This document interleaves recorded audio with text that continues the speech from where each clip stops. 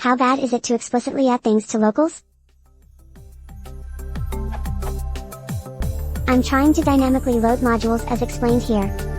I have written a script that requires some modules that may not be installed by default on some systems, such as requests. The script code assumes that a regular import has been done. It uses requests.get. If I use the code in the link above, to import requests I would have to use. But this leads to a lot of code duplication since I have several modules. I can't use that in a loop since the variable name must change with the imported module. I have found that I can use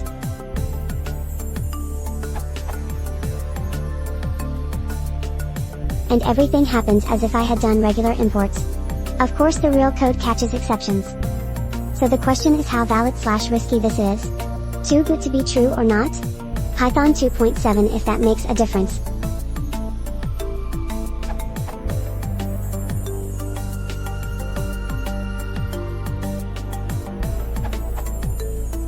It is explicitly invalid.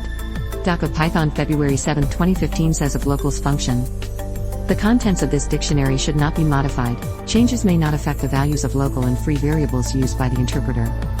Locals is a way for the program to know the list of variables in a function block.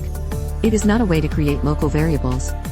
If you really need something like that, you can either use a local map, rely on the sys.modules map which is updated by import_module, or update the globals map.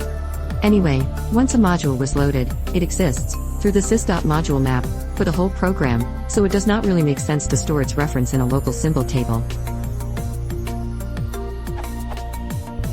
So if you really need to import a dynamically builded list of modules, I would do